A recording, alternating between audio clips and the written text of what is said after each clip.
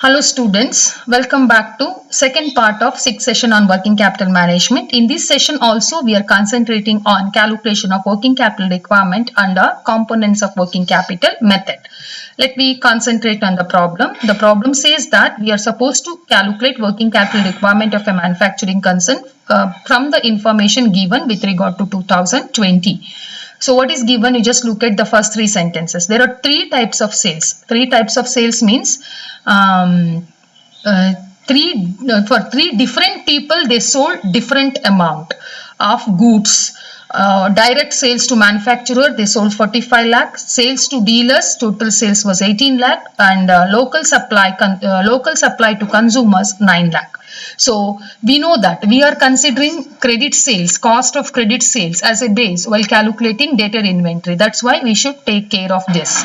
Usually in last few problems, sales used to come as one figure, but here there are three different types of people or customers to whom you sold at same price, but the amount of goods sold to them is entirely different. Means selling price of goods sold to them is entirely different. So you have to be very, not selling price per unit, the total sales made to them is entirely different. The second thing is you have two types of raw material here, raw material 1 and raw material 2. So raw material 1 you purchase for 3 months credit, raw material 2 you purchased for 2 months credit. First one for 3 months, next one for 2 months. In case in the notes given to you, if it is 3 months, you make it as 2 months as far as raw material is concerned. Wages paid 1 month lakh, 12 lakh. Other manufacturing overhead is there, administrative overhead is there, selling and distribution overhead is there, advertisement expenses is there. Again, stock of raw material 1, 3 months requirement, stock of raw material 2, 3 months requirement. Try to understand. Stock of raw material 1 is also 3 months requirement. Stock of raw material 2 also 3 months requirement. In the notes given to you, if stock of raw material is required for 2 months, you make it as 3 months. So that's the changes you have to bring in the problem. Next, estimated cash at bank is 4 lakh 100 rupees. For all the categories of customers, company sold at uniform profit rate of 35%, but credit allowed to them is entirely different. 1 month for manufacturer, 2 months for dealers, and 1.5 months for local consumers. So this you should take into consideration while calculating debtor inventory. Now let me move towards calculation part. Cash 4 lakh 100 given in the problem, cash at bank. Then inventory. We know that there are three types of inventory: raw material, work in progress, finished goods. Raw material inventory will be calculated based on consumption of raw material, work in progress inventory based on cost of production, and finished goods inventory based on cost of goods sold. But in this problem, nothing is specified with regard to work in progress. We have to calculate only two inventory, raw material and finished goods inventory. As far as raw material is concerned, consumption is not there, but purchase is there. If consumption is not there, we have to take into consideration purchase. So 9 lakh into 3 by 12, 11 lakh 50,000 into 3 by 12. So it will become 2 lakh 25,000 and 2 lakh 87,500.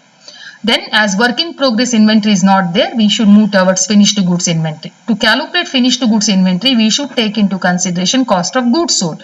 What is cost of goods sold? Cost of goods sold is nothing but cost of production plus any other cost associated with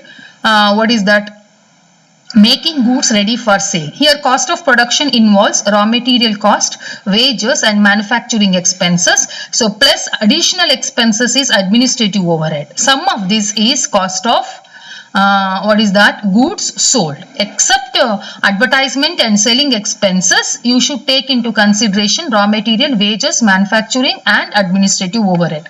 So it's here, see, there are two types of raw material, one wages and one figure with regard to manufacturing expenses, and the last one 2,50,000 is administrative overhead. Sum of that is 41,50,000.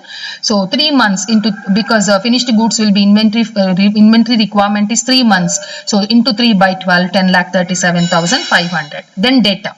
So we know that to arrive at the data, cost of sales is the base. In this problem, we can arrive at total cost of sales. So total cost of sales is cost of goods sold plus expenses associated with selling, that is what is that, selling expenses and advertisement expenses.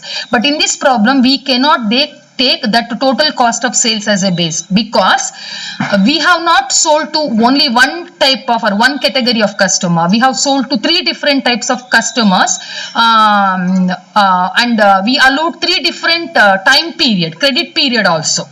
So that's why what we have to do is sales to manufacturer, sales to dealers, sales to consumer into 65%. Why 65%? Assuming 100 as selling price minus 35% profit.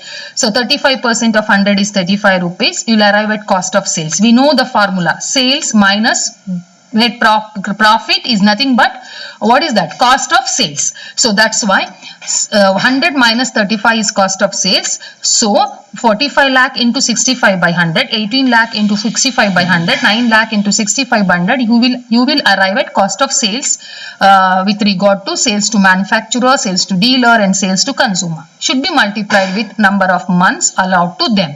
You'll arrive at debtor inventory. Here it is clearly given advertisement expenses 3 months paid in advance. Total advertisement expenses into 3 by 12 is the advertisement expenses. So total current asset will become 25,74,475. So next we have to calculate liability. Creditor arises when we purchase goods on credit basis. So here there are 2 types of raw material, 9 lakh raw material 1 and 11 lakh 50,000 was the raw material 2 purchase. So into 3 by 12 and 2 by 12 you will arrive at creditor inventory. Then all 4 different types of expenses are outstanding respectively for 1 month, 3 month, 1 month and 4 month. You will arrive at outstanding wages, manufacturing overhead, administrative overhead and selling overhead. Sum of all these outstanding expenses plus creditor will become current liability. Current assets minus current liability will become net working capital requirement. ಮಕ್ಕಳ ಇಲ್ಲಿ ನೋಡಿ, ಇಲ್ಲಿ ನೀವು ಎರಡಕ್ಕೆ ಗಮನ ಹರಿಸಬೇಕು. ಒಂದು problem ನಲ್ಲಿ ಸಣ್ಣ ಚೇಂಜಸ್ ಮಾಡ್ಕೊಳ್ಬೇಕು. ಏನದು ಅಂತ ಹೇಳಿದ್ರೆ ಯಾವುದದು, stock of raw material. Stock of raw material is 3 only. So ನಿಮ್ಮ ಪ್ರಾಬ್ಲಮ್ ನಲ್ಲಿ ನಿಮ್ಗೆ ಏನ್ ನೋಟ್ಸ್ ಅಲ್ಲಿ ಕೊಟ್ಟಿದ್ದೇನೆ ಅದರಲ್ಲಿ raw material 1 for 3 months, raw material 2 for 3 months ಇದೆ, ಅದನ್ನು 2 ಮಂತ್ಸ್ ಮಾಡ್ಕೊಳ್ಳಿ.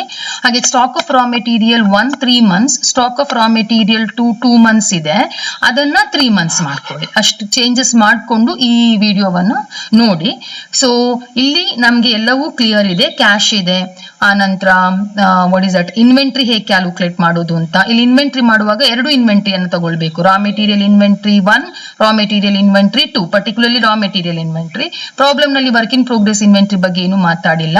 ಫಿನಿಶ್ಡ್ ಗೂಡ್ಸ್ ಇನ್ವೆಂಟ್ರಿ ಕ್ಯಾಲ್ಕುಲೇಷನ್ ಮಾಡುವಾಗ ನಾವು ಕಾಸ್ಟ್ ಆಫ್ ಗೂಡ್ಸ್ ಸೋಲ್ಡ್ ಅನ್ನ ಬೇಸ್ ಆಗಿ ಇಟ್ಕೊಳ್ಬೇಕು. ಹೇಗೆ ಅರೈವ್ ಆದ್ವಿ ಅಂದ್ರೆ cost of production plus administrative expenses is equal to cost of goods sold ಅಂತ ತಗೊಂಡ್ವಿ.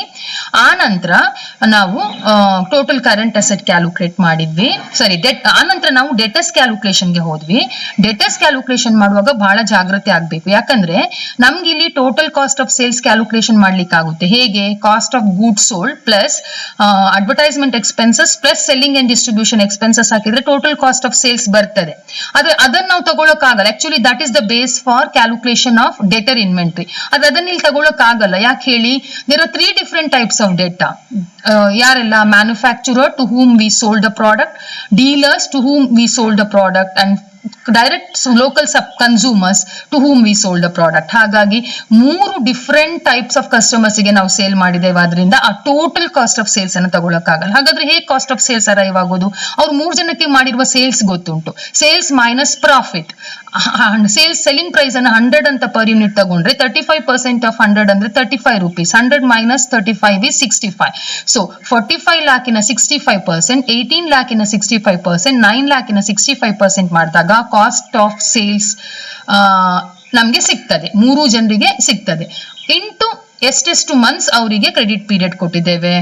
ಫಸ್ಟ್ನವರಿಗೆ 1 ಮಂತ್ ಕೊಟ್ಟಿದ್ದೇವೆ, ಎರಡನೇವರಿಗೆ 2 ಮಂತ್ಸ್ ಕೊಟ್ಟಿದ್ದೇವೆ, ಕಸ್ಟಮರ್ಸಿಗೆ ಲೋಕಲ್ ಕಸ್ಟಮರ್ಸಿಗೆ 1.5 ಮಂತ್ಸ್ ಕೊಟ್ಟಿದ್ದಾರೆ. ಆಗ ನಿಮಗೆ ಡೆಟರ್ ಇನ್ವೆಂಟ್ರಿ ಸಿಗ್ತದೆ. ಇನ್ನು ಕ್ರೆಡಿಟರ್ ಅರೈಸ್ ಆಗುವಂತದ್ದು when we purchase raw material. ನಾವು 2 ರೀತಿಯ ರಾ ಮೆಟೀರಿಯಲ್ ನ ಪರ್ಚೇಸ್ ಮಾಡಿದ್ದೇವೆ, 1 and 2.